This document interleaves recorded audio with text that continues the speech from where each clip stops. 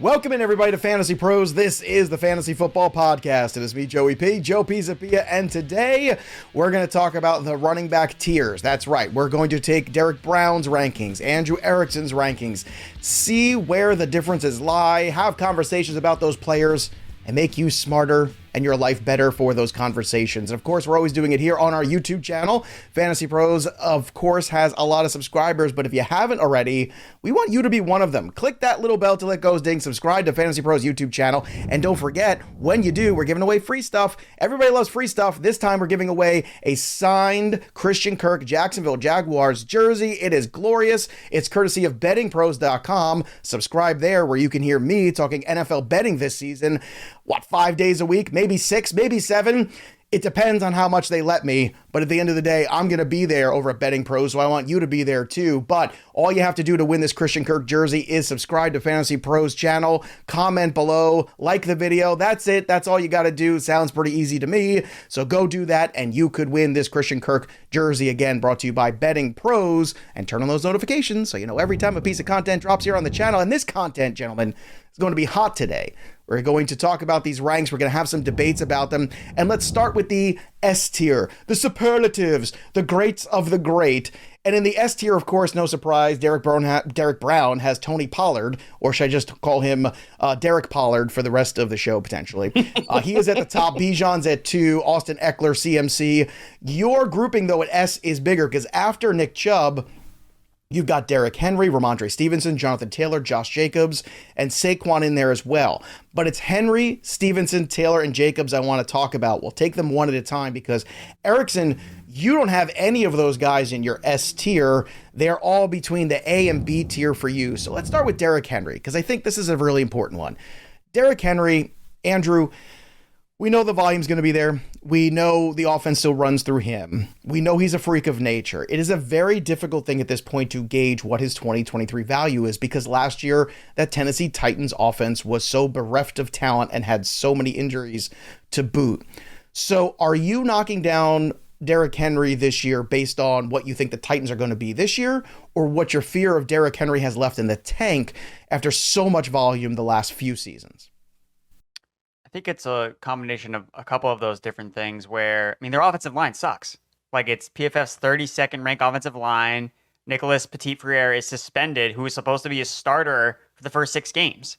Like, there's a picture when you're looking at Derrick Henry's outlook this year where it's pretty easy to see where he fails because, okay, he's only getting volume and let's say he's not as efficient. Like, his efficiency has gone down. His rushing yards per game were the lowest last year since 2018.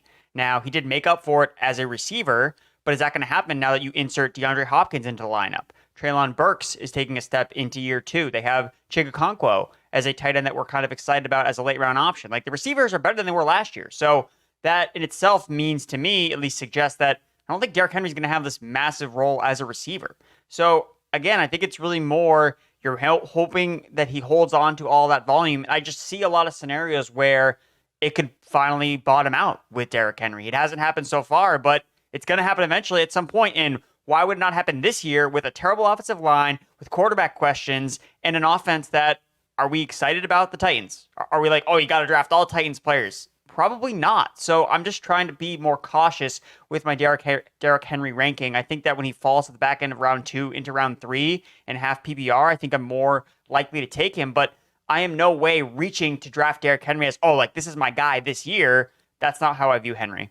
Derek Brown, your Ferrer is anything but petite. I want to talk about Derrick Henry here for a second, if I may. 349 attempts last year. Obviously, 2 years ago, missed significant time in 2021. The year before that, 378 carries, 303 the year before. So some massive workloads. And Erickson brings up some great points here about the offensive line, but he also brings up a great point of how much do we want to invest in this offense. But you are closer to the consensus because looking at the consensus, they have him right now in half-point PPR as the 7th guy overall. And again, you can see this at fantasypros.com/rankings. Look, when you're looking at Derrick Henry right now, as long as the volume's there, it's not like this offense has ever been elite level anyway. Do you still, obviously from your ranking, believe that there's enough volume regardless of the quality, the quantity makes up for it? Yeah, I absolutely do. I think the volume is going to be there, and I'm a little bit higher on this offense than Erickson is. I understand the offensive line concerns, but we're also talking about That was a broken offense last year. You had Malik Willis out there, and there was no threat of the pass at all. Now we have, and plus, broken down receivers. Everybody was hurt. Who is Ryan Tannehill, even when he was under center last year, throwing the ball to? Now you've got Treylon Burks in his second year. He doesn't have to be the unquestioned one. He could sit here and get lesser coverage and stuff on the outside and play inside as well some, and all that the CB1s are going to roll over to DeAndre Hopkins. And we have Chig in his second season. This honestly is arguably the best skill position players that Derrick Henry's ever been surrounded, that's ever been on this offense with him in it. So the offensive line is a concern, but if this offense is better and they're in scoring opportunities more, then I think Derrick Henry's going to be perfectly fine. And while some of his metrics fell off, guys, he still had 3.6 yards after contact per attempt last year. Not elite, like insane numbers that we've seen from yesteryear of Derrick Henry, but that's still really damn good. And his PFF rushing grade was still extremely good as well. So I think that the cliff is coming. I don't think it's here yet for Henry, though. All right, now you've got Jonathan Taylor ranked right now in that S tier as well. He is the 8th guy for you in tier S. Looking overall in FantasyPros rankings, you've got him, they've got him as the 6th running back overall in half PPR in the ECR. Erickson, obviously, a little bit different here. Now, that could also be because of the circumstance, but Erickson still got him as an A tier guy, but not in the super elite area. So I guess all this has to do with confidence here, right, Derek? Because we're talking about Jonathan Taylor, who at times when he was healthy last year looked great. He is only one season removed from RB1 overall status. I understand there's a lot of questions going into this season with the Colts, but I guess the biggest question looming is, how do you value a player with uncertainty with his contract, uncertainty with the status of his team? And do you have to adjust that now because of this lingering uncertainty over the next few weeks? I mean, as we're sitting here right now recording this, I'm going to sit here and embrace the risk, because in drafts and stuff, you're going to get Jonathan Taylor and Josh Jacobs to sit here and fall, and I'm going to lump them together because same kind of concerns, same type of workloads we're looking at. They're going to be the unquestioned guys in their backfields. So both of these guys, I'm not pushing them down yet. Is there a ton of risk here? Yes, it is. I'm not going to sit here and shy away from that. But if we're not willing to embrace the risk, then we're going to miss out on possible values, because all it takes is one headline tomorrow. Josh Jacobs signs a 1-year deal, because we were just here with Saquon Barkley. Yes. And then he ended up signing a contract for $900,000 more than what the franchise tag was. So while both of these situations do not look good right now, we could be talking about totally different situations in the next week or two. And if people are doing early drafts, they're going to get values on both of these guys and be able to build teams that honestly you probably shouldn't be able to build. Well, that's the tricky part, right, Andrew? Because of the rankings, we're talking about where guys we think might finish depending on what their talent is, and then also trying to understand, are these the players necessarily that might come at a value, and you're getting a talent at a value, which is what Derek's talking about here. So the farther these guys fall, especially a guy like Jonathan Taylor, and we can even loop Josh Jacobs into this too, because both these guys, Andrew, you have knocked out of that tier, which I can only assume is based on their status and trying to figure out where they are. Are you somebody, Andrew, right now that is taking advantage of that, or are you shying away from the discounts you're getting right now with the uncertainty? Well, for Jonathan Taylor specifically, I think that he is a value if he falls into like round 3. Like that's where I'd be willing to take him, and that's reflected to where I have him in the tier ranking. Like so when I look at S tier, like that's supreme ranking. That means I have no reservations about the player whatsoever. Okay. So that's why I've been more selective. And with you're saying it has to go all the way to the 3rd round to really embrace that risk for Taylor. Yeah. Wow. Because okay. Taylor had risk even with Anthony Richardson as a quarterback. Like that offense could be horrible. Look at the Colts win totals. It's not good. Like you want this guy who doesn't catch a lot of passes. If he's going to score a lot of touchdowns, the offense is going to have to score points, which leads to wins. But Vegas doesn't think the Colts are going to win a lot of games this year. I personally don't think they're going to win a lot of games either. This season is all about, can Anthony Richardson be our guy? And having Jonathan Taylor in the fold, I think, is a boost for Richardson. You want to have your best player on offense. So ultimately, I think that he does return to the Colts at some point. And then there's the other layer of maybe he gets traded to a contender. So I still like those paths of upside with Jonathan Taylor, but there is still a lot of risk involved if he stays on the Colts, they bottom out, or he just gets banged up. He's like, you know what? I'm not going to play anymore. I'm not going to play through these injuries. So I'm just going to, oh, sorry, I can't go this week. So, but for me, I still like Taylor in round 3. Josh Jacobs, though, I just don't really want Josh Jacobs. Yeah. Like the planets aligned for him last year, and look at the guys that have led the NFL in touches year over year. None of them finishes RB1s, or they hardly ever do the next season. It's just everything worked for Josh Jacobs. There was reasons why we were fading Josh Jacobs last year. Ultimately, we were wrong for that, fading him to like the 7th and 8th round, but he has some flaws and red flags in his profile. Mm-hmm. So it's not complete. We can't just completely forget about the things that we had thought last year. Yes, we have adjusted a little bit, but I think that Zamir White would have a bigger role in this offense. Like, why are they going to give the ball to Josh Jacobs a million times again? Zamir White's entering year 2. Josh McDaniels is notorious for not using rookie running backs at all. Well, now those guys aren't rookies anymore. Mm-hmm. And Josh Jacobs has talked about if they're going to sign him to a long-term contract, he probably doesn't want to be used up. But last year it made sense because he was playing on a 1-year deal, or on the last year of deal of his contract. So for me, Jonathan Taylor's the guy I want to buy in round 3, and Josh Jacobs, I'm still he's got to be cheaper for me than round 3. Well, that I understand. I understand that Jacobs won too because of some of the red flags. But again, Josh Jacobs fell so far to me in a couple drafts. I didn't want him. I took him. Ended up winning some championships off of Josh Jacobs, and that's why you still should price and force. Don't let some of these guys fall too far. I gotta say, Andrew, one thing that surprised me. And I know it's a little nitpicky, but I'm going to pick the nits anyway, because you have Stevenson in the A tier and Debro has him in the S tier. And you're talking about a guy who dominates the backfield for the New England Patriots, a guy who had 69 receptions last year, a guy that is going to get some positive touchdown regression or whatever the heck we're going to call it nowadays. Why isn't Stevenson in that superlative tier for you? Why isn't he super elite right now? Why is he in that next grouping for you? Because all the planets are aligned for him to have a much better season than he had last year, and last year was the makings of a really good, positive uptick for him anyway. Because they could still sign Dalvin Cook. Like, that's still in the range of outcomes with Ramondre. And and you cannot tell me that he's still an S-tier guy if they have Dalvin Cook on the so team. the minute he signs, let's say he's a Miami Dolphin tomorrow. Then he's in the S tier. Then he's in the S tier. Okay, that's good. That's all I wanted to hear. I wanted to make sure. Can we get the real out there, though? Can we get the real out there? The real about this is that Erickson saw how sculpted Ty Montgomery was, and he's like, I don't want any more. And then Ty Montgomery immediately got hurt. Erickson, Ramondre goes down in the ranks, and he gets hurt. He goes right back up. Ramondre's that guy, but I understand the Dalvin Cook looming situation is going to have an effect on it's only games. Dalvin Cook. Like, it's I understand. Not Zeke. Zeke, I don't care.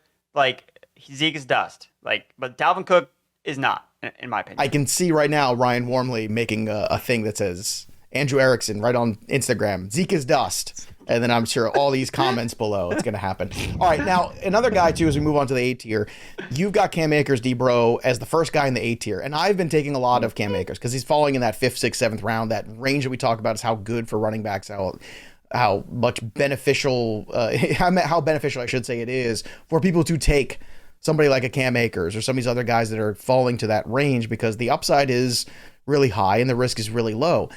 You've still got him in that B tier, Erickson, but Debro, I want to talk about the A tier upside of Cam Akers. Now, I think you've got him aggressively ranked over some guys like Aaron Jones who've done it before and some other guys that, might have a little bit more PPR upside. But regardless, did you see enough, obviously, last year in what Cam Akers finished like that you think with Stafford healthy and Cooper Kupp hopefully, fingers crossed, healthy, that Akers might well outperform that ADP? Because that's what your ranks are telling us. Oh, absolutely. I mean, what I don't understand is we've seen Akers perform at an RB1 level to close the season. And I know we've seen this before, and I know that people have been burned before. But my whole thing is that now you have Cam Akers walking into a contract year. Matthew Stafford's going to be back. This offensive line is going to be healthier, and they added to it in the draft, as well as Cooper Kupp. Like, yes, okay, well, fine. We're worried about Cooper Kupp injury and stuff. But this entire offense is going to be better than it was when we saw Cam Akers performing as an RB1 last year. And there's nobody here that's going to take work away from him. Get away from me with Zach Evans and Kyron Williams and what have you. Cam Akers was playing an unquestioned workhorse back role down the stretch. Now we could say that he's going to be in a better offense. Now, where you want to float that, better is up to you, but it is going to be a better offense this year. Then why can't he just roll right back into being an RB1 like he was down the stretch, that much farther away from the Achilles injury? All right. Now, Andrew, you've got him in the B tier, but you've got him over guys like Joe Mixon. So I think that's something worthy of discussing. And I know you're stingier when it comes to greatness, because look, you're old and cranky and that's part of your MO. It's kind of your bag. So I get that. You're not really giving out participation trophies here in your rankings. Now, when you're looking at the rankings here with Cam Akers and Mixon, if you're talking about offensive ecosystems, well, the Bengals are far better. They certainly showed you towards the second half of the year, too. That offensive line played better. Why Akers over Mixon, who has a much bigger body of work and plays in a better offense? I'm just out of curiosity why that rank exists. Well, I mean, they're ranked because I have to have linear rankings. But they're like the thing about, and this is why we do the tier show, like they're in the same tier because I view them very, very similarly. Like one day I think I like Mixon more, or what's the format going to be? Like, and then one day I like Cam Akers more. But when I think about it, it's like Mixon, was really boom or bust last year. Like he had that one big game and basically did nothing otherwise. He had 3 top 12 finishes last year in half PPR, including that one game against Carolina, which we don't remember, but Jamar Chase didn't play in that game. Like, that's going to fluctuate Joe Mixon's touchdowns when Joe Burrow just wants to drop back to throw it to Jamar Chase instead of giving the ball to Joe Mixon, who may or not end up scoring a rushing touchdown. So you got to keep that in mind.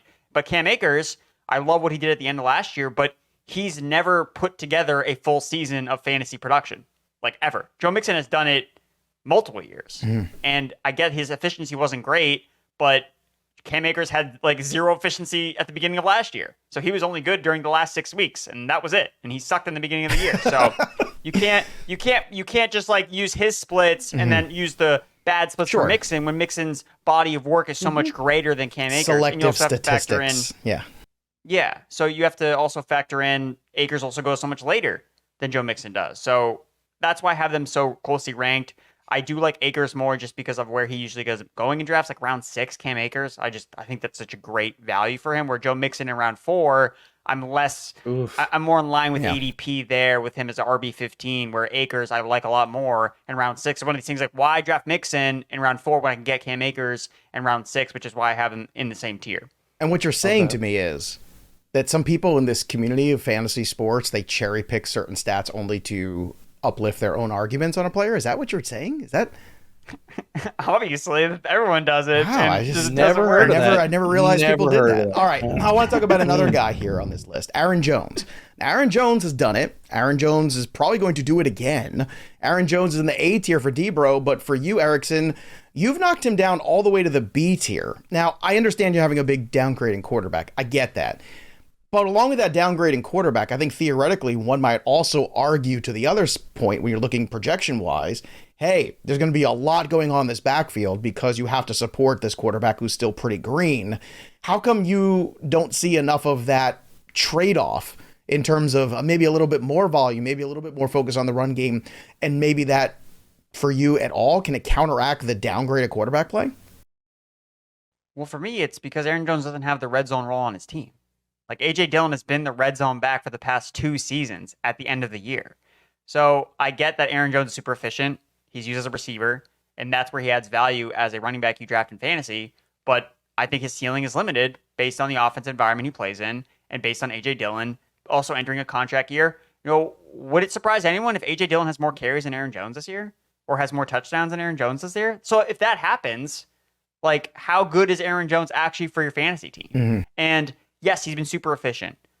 Is that going to just continue as he gets older? Like, guys don't get more efficient as they get older. I get he's still not an older running back, but at the same time, is it going to be 5 yards per carry? Is it going to be 4.5 yards per carry this year? It's just going to go down a little bit. And then those are the margins that I'm looking at. It's like, oh, well, Aaron Jones wasn't as good as he was last year because he got another year older, because they used A.J. Dillon more, because Jordan Love was the quarterback. I just see the scenarios where it's like, why should I be super excited about drafting Aaron Jones as an A-tier running back? I know he was good last year, but this is this year. And I think we need to adjust expectations based on the 2023 outlook of this Packers offense. Again, he's someone that I see more value in PPR formats because he could lead the team in targets if we don't see these wide receivers step up in Green Bay. But in half PPR where you need touchdowns, A.J. Dillon's going to score more touchdowns than Aaron Jones. Like, I feel pretty confident about saying that. All right. And if you obviously feel confident about, looking for your fantasy options out there, I might suggest you try Fantrax because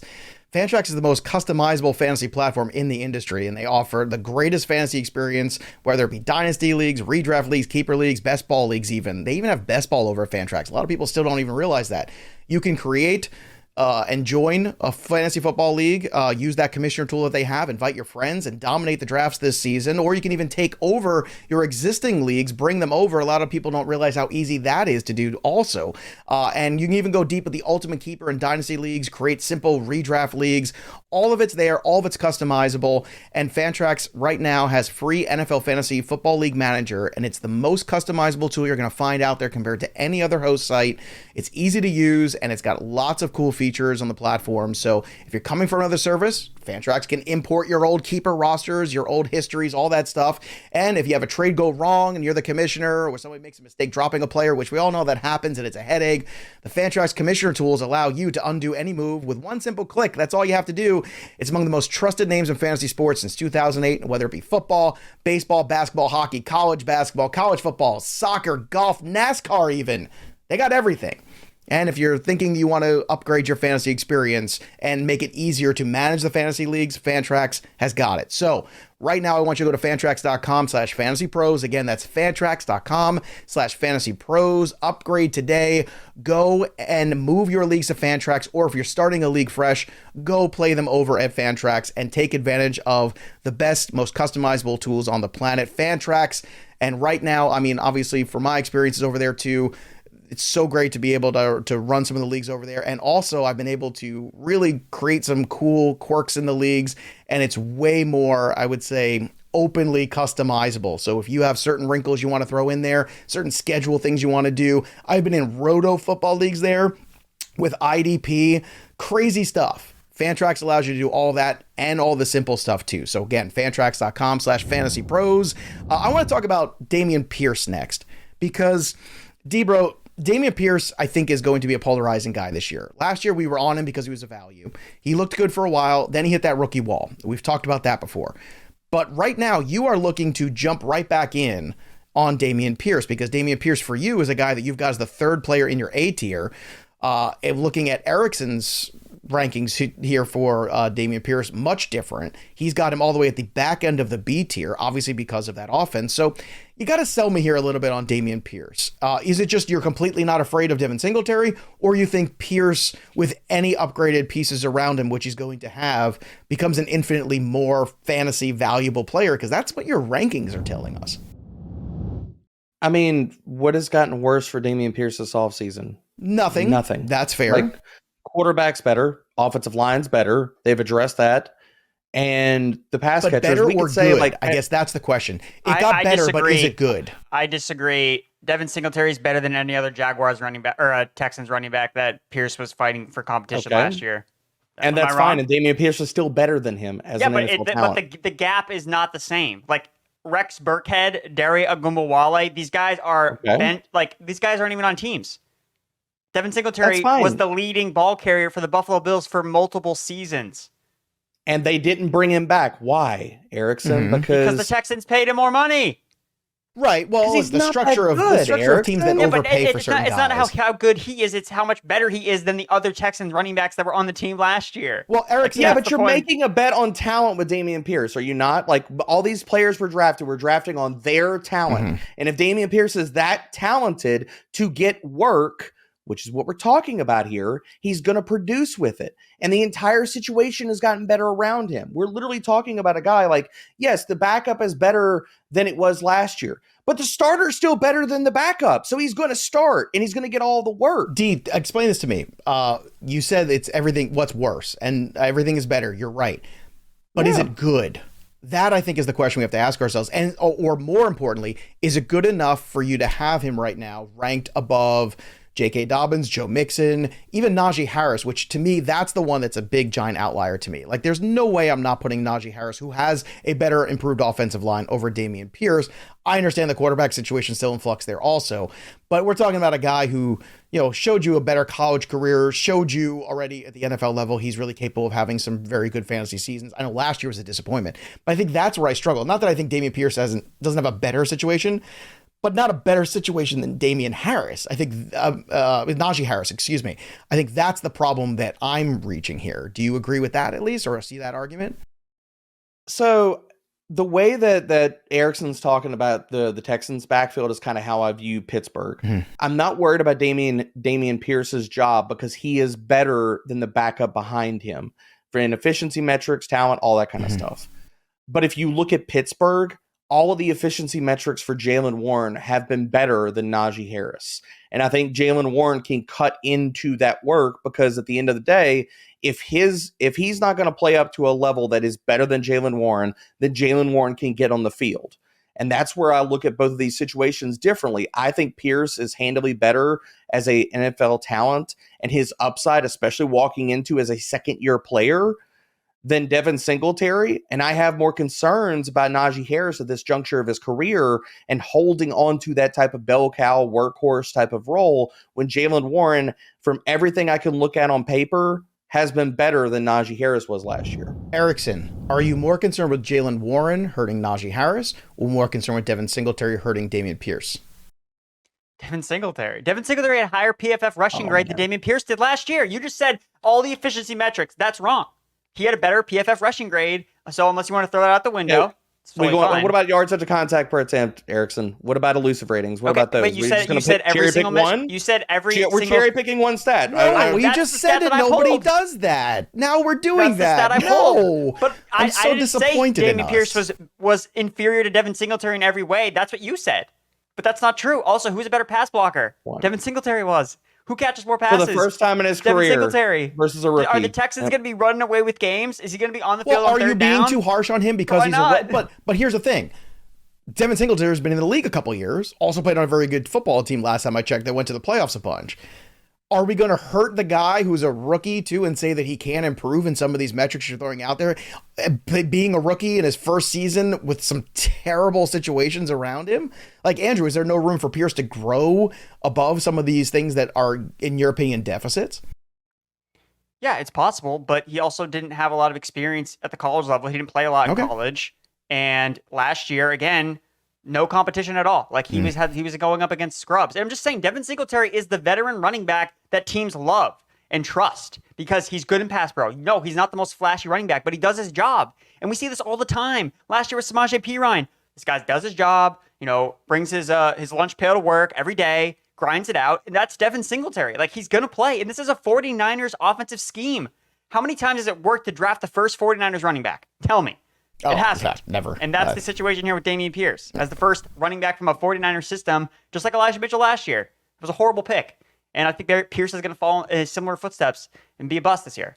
So to say that Dameon Pierce is a worse pass blocker is just looking at last year's metrics because he was a better pass blocker than Devin Singletary and had a great acumen coming out of college with it. I mean, we're talking about in two of his 4 seasons at Florida, he had 73 or higher pass blocking grade. So that means 50% of the time he also didn't, though, because it was 2 out of 4. So half the time he also was not. It's really hard to carry over college stuff, though, into the pros, too. I think, look, this is an interesting conversation. It's a good debate. And I think it's one of those things that I think is very polarizing. And this is why you come back to the ECR and you look at where Dameon Pierce is, which is RB22 overall. And I think if you can get him as RB22 overall, you're mitigating a lot of that risk, and I think there's a lot of upside. At the end of the day, that's why the pick is good. So once again, these are the debates. This is why we're here today. I want to debate about J.K. Dobbins next. Let's go. You've got him in the A tier, D-Bro. Erickson, I'm looking high and low. I'm looking for J.K. Dobbins. Oh, there he is. He's in the B tier as the 6th guy down the trough. So Erickson, talk to me about your concerns with J.K. Dobbins in 2023, because everyone thinks that with the new weapons, the new OC, we're going to throw the ball more. I still think they're going to rush the ball quite a bit. It's still going to be a run-heavy offense. But what's your concern here with J.K. Dobbins? Is it health? Is it new OC? Is it a bunch of everything? Well, I mean, the fact that he's not practicing is not a good sign. It never is. What's the deal with him right now? Like the fact that he's not there, they're installing a new offense. John Harbaugh's talking about how he'd like him to be there, but he's not. He's holding out for God knows. He has this guy hasn't even played a full season. He's like, you need to pay me right now. Like, I feel for all these other running backs, like a Josh Jacobs, who I really do think deserves to be paid. But J.K. Dobbins, dude, come on, man. This doesn't make a lot of sense. You haven't been more efficient than Gus Edwards has been. Mm-hmm. So why would the Ravens be like, all right, gotta go to the bank to pay J.K. Dobbins. Like, that doesn't make a lot of sense. Like, show me that you can play a full season first before we're gonna end up re-signing you or paying you a long-term contract. So that's one concern I have for him. And the other reasons, okay, he doesn't catch passes. Like, that's not gonna change. Like, I don't care what lip service they're gonna talk about. Lamar doesn't throw the ball to running backs. There are better receivers that he would rather throw the ball to.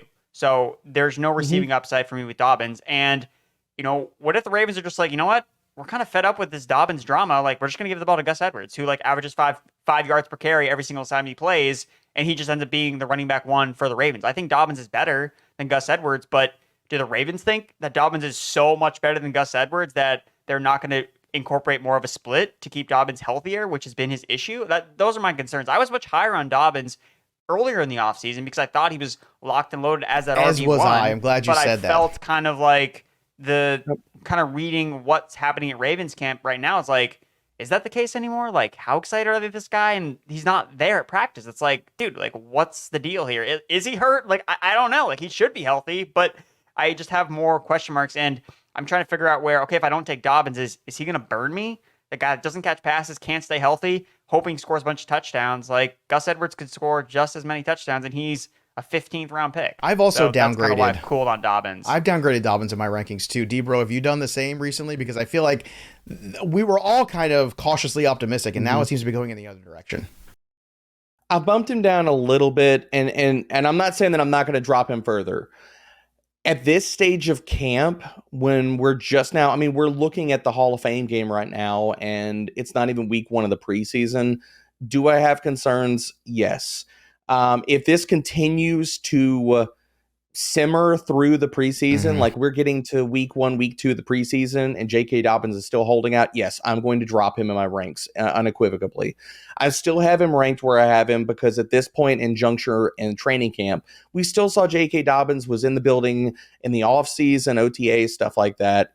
He has not been there, and that is a big concern. But I still think we have time to sit here and right that ship. If it keeps going the way it's going, I will absolutely be dropping J.K. Dobbins in my ranks further. Yeah, Dobbins right now, the ECR is 19. I'm looking at FantasyPros.com. Akers is 20. Madison's 21. I think I'd have Dobbins behind those two guys. And maybe even, Pierce is in that range too. So now we have to really have that question. Again, I like all these guys. I like doubling up in this territory as a heavy wide receiver build person. But these are some really interesting conversations we're having about these running backs, because I think this is that zone where if you misstep with the wrong guy in the wrong round, some of these tier A through B, almost C guys, and if you're looking at Erickson's list, it could really set you back. And I think this is a very important thing. Let's talk about some of the guys that we can't live without that next tier. Andrew Erickson, let's talk about Travis Etienne, a player that is very divisive here in terms of where we think he ranks. You've got him all the way in the A tier. Of course, Derek Brown lower on Travis Etienne. He's got him in the B tier. So Erickson, why should people be drafting Travis Etienne in your ranks above guys like Derrick Henry, Jahmyr Gibbs, and Najee Harris, all of which I know I like more than Etienne? Sell me. Well, he plays on the Jaguars offense, who we're all excited about. Am I wrong? Like, we just talked about the Titans offense. Be excited about them? I mean, I'm not. The Jaguars are the favorites to win the division. I mean, I'm excited about the Bengals offense, but I'm not excited about Joe Mixon. So by that logic, I can offset what you're saying here. Why Travis Etienne specifically? What's his role in your opinion in this offense that's now added Calvin Ridley, a very dangerous weapon? Well, I think that Travis Etienne is a good football player. Like, what did he do last year in his first full NFL season as a running back after missing his rookie year with an injury? He put up a Jonathan Taylor-like rookie season, essentially. And we just don't even care. It's like, oh, yeah, this guy was just like super efficient as a rusher, super explosive. And all we can talk about is like, oh, he didn't catch enough passes because all the receivers stayed healthy. And, oh, he didn't score enough touchdowns because he ran bad in the red zone. Like, we're nitpicking again. He didn't meet these expectations that were him coming out of college when, he was this prolific pass catcher. So for me, I just think that, look at his rushing. He was a super efficient rusher, and he's entering year 3, super young player on an ascending offense. He's still the RB1. You can look at all the reports. Yeah, Tank Bigsby, he scored a red zone rushing touchdown. Yeah, it also says in the article that Travis Etienne is still the RB1 on the team. Like, still says it in the same article. So for me, I'm buying the dip with whatever Tank Bigsby causes Travis Etienne. I hope he falls in round 5. Please. All right. Down. Is there a round for you, Derek Brown, where you become interested in Travis Etienne, where you think it's a good investment? Because clearly there's a difference in terms of where you see him and where Andrew sees him.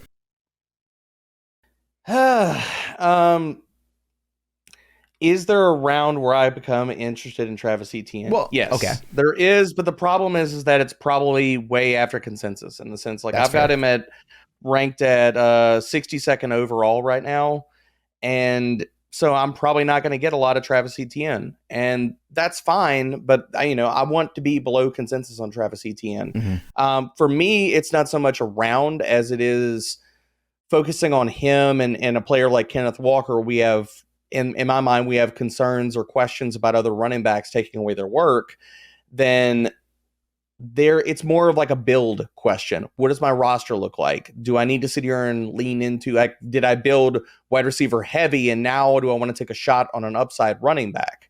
So it's not so much like the round, because I think based off of my ranks, I'm probably not going to get a lot of ETN, but some roster builds where I'm looking at like, is he the later maybe hero RB or something to attach to a roster? That's where I probably would go with Travis Etienne. Let's talk about ETN Javonte. versus Pierce. ETN versus Pierce. Bet me. Let's go, Pierce. D-bro. Pierce. Yeah, easy. ETN, Let's go. Any take scoring that. format you want. I will What side take you want, that. Joe? Fantasy points per game. Let's go. I'm points so per into game. that. I'm doing total points. Come on. Don't do total. That's a function of because health. Pierce Come on, couldn't you're finish the better than season that. last year? You're You're better down? than that. Wow. He threw, Derek's a parent when he says things like, you're better than that. He has multiple kids. I'm not mad. I'm just disappointed. Joe, you want Erickson. on this action? ETN, I'm going to be on the Pierce? ATN side. I hate Let's piling up go. on you, but I'm going to put my chips look, I'm putting my chips on the ATN side with the Jags offense, even though I am a little concerned about how much is going to be there for him. I do think he is still the guy, quote unquote. So, yeah, interesting conversation. I want to have a conversation about Javonte Williams because this is a guy I think all of us suppressed in the ranks, and now he is creeping back up. He's crept into the last spot, the 8th spot in the B tier for you, Derek Brown, and he's all the way at the top spot, number 1 spot in the C tier for you, Andrew Erickson. So obviously, the collective consciousness is starting to change here a little bit on Javonte Williams, which I think is right. We didn't think he would be ready this quick. I know there's still a lot of weeks to prepare here, but D-Bro, it feels like the value for Javonte Williams that existed is now starting to dissipate.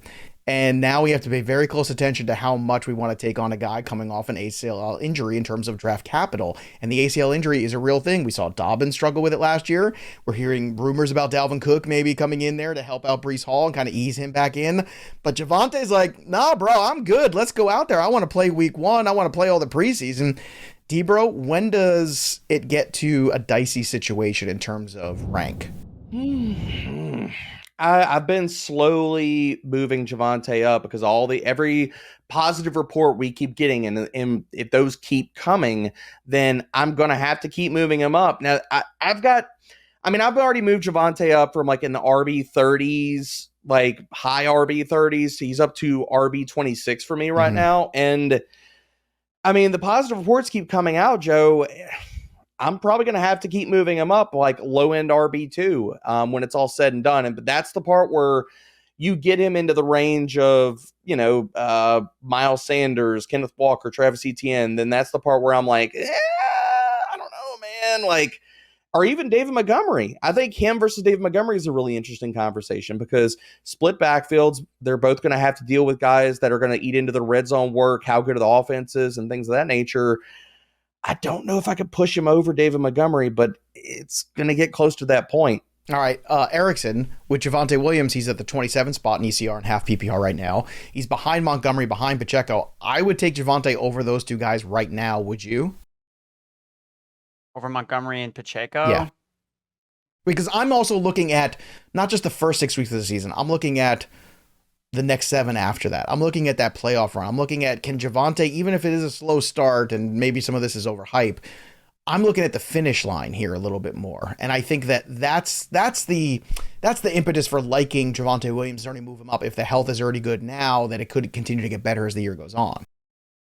Yeah, I think that I would probably take him over those two guys and kind of hit on your point. Like you're looking at end of the season, Cam Akers had a strong end of the season after he was literally dust at the beginning. J.K. Dobbins was dust at the beginning and they were able to finish the season strong. But I think with Javonte too, it's like he's still going to be in a committee. Like he's been a committee back his entire football career, going back to UNC with Michael Carter, going back to his healthy games played with the Denver Broncos. He had that one game where Melvin Gordon missed and he went off. And that's it. Like every other game, he's been splitting carries, and it's going to be the same thing with Samaje Perine. Mm-hmm. So that's something to keep in mind. Like I don't think Javonte has this like top 5 running back upside that we kind of thought we could potentially see from him last year with that one game. Like he's going to be committee back even if he is healthy. And how explosive he will be is probably going to be something you bank on at the end of the season versus at the beginning because he's coming off an injury. Even if he's healthy, quote unquote, to play, doesn't mean he's 100% to actually be at his top game. Right. Yeah. All right. I want to ask you this question too. In the C tier, as we move on here, so we've moved on from the AB guys. Now we're in the C tier of guys. Debro's got Rachaad White and Rashad Penny back to back, the 4th spot and the 5th spot in this tier. You have Rachaad White, Erickson in the B tier and Rashad Penny all the way in the D tier. So I know who you would rather have. But why such a giant gap between those two guys when you have Rashad Penny, who, again, deep metrics like him, a lot of the efficiency metrics like him, he has done nothing when healthy but perform, and now you're dropping him into the Eagles' offensive line with how prolific they were running the football last year. Why is Penny so low and so far away from a guy like Rachaad White, who could be playing with Kyle Trask and Baker Mayfield this year? Because Rachaad White is going to be a bell cow. 3-down bell cow that is super, super cheap, catches passes, is explosive, and I found that running backs that get volume, that's how you overcome bad offenses. Mm-hmm. And bad offenses also mean a lot of checkdowns to running backs. Like, Tom Brady wasn't throwing the ball to running backs because that's his favorite thing to do. It's because this is what the offense dictated. Mm-hmm. Now, it's not going to be the total volume that it was necessarily last year, but we had one game of Rachaad White without Leonard Fournette last year. The guy had over 20 touches, played a 90% snap share. We were obsessed about these types of running back performances, and Rachaad White is RB24, goes in like the 6th round. Super explosive 2nd round running back. He's a better pass catcher than Dameon Pierce. Like, and he's going to play in an offense that's going to be trailing in games, catching passes. Like, that's what I want for fantasy. So that's why I love Rachaad White. Alvin Kamara met with the league office yesterday. We're all expecting some sort of suspension to happen. Maybe it's 2 games, maybe it's 4, maybe it's 6. We don't know yet. Alvin Kamara for you is still a B tier running back. I see that, Derek Brown. In terms of where Erickson has him, he has him as a C tier running back. So, Debro, let's talk a little bit because I feel like the ECR is telling us at RB28, he's a flex guy. For you, it seems like he's more of an RB2 selection you're confident in. So talk to me about Kamara's value right now, currently in this climate where we're still a bit unsure about his future. I mean, when Alvin Kamara comes back, I don't have any questions about what his role is going to be. He's going to be the unquestioned passing down guy. He's also going to factor into the red zone. He's got red zone regression primed to happen. I mean, last year, yes, he only had about a 40% share of that, somewhere in the mid 40s off the top of my head. But the year prior to that, 61%. So we got touchdown regression coming. I know that a lot of his efficiency metrics dipped last year, but a similar conversation like what Erickson's talking about with Rachaad White, I think Alvin Kamara, like, none of us are forecasting that he gets a 6 or 8 game suspension. Maybe that happens. But the way that I'm looking at it, if he misses 4 games, that's not going to push him down enough to where I'm not going to sit here and be getting a solid RB2 when he returns to the lineup. And yes, I understand Kendre Miller's talented and Jamal Williams is there as well. Kamara's still going to have a lockdown on the passing downs because as good as Kendre is, we didn't see a ton of passing down work from him at TCU and stuff, or the flash of that similar type of pass game ceiling like an Alvin Kamara. And so with Kamara, I just think like I'm not going to downgrade him because maybe he gets suspended for 2 to 4 games. That's not enough to push him down my board considering the running backs that once he's back, he's going to be up against in weekly ranks. Mm-hmm. All right, I want to talk about some of these guys in the later tiers, the D tier, the F tier. I'm going to give you a name. You tell me if you're investing or staying away because these guys, again, are in the lower ranks for the guys, and I know they kind of have different ideas about these players. So I'll give you the name. You tell me, yes, you're investing in them. No, you're not at the current ADP. A.J. Dillon, Debro, yes or no? No. Andrew Erickson, A.J. Dillon. Yes. Okay, next guy on the list here, let's bring up Jamal Williams. Jamal Williams is the 39th running back going off the board. Just for clarity, A.J. Dillon was the 32nd. Jamal Williams, Erickson, are you investing in him, yes or no? Yes. Derek Brown.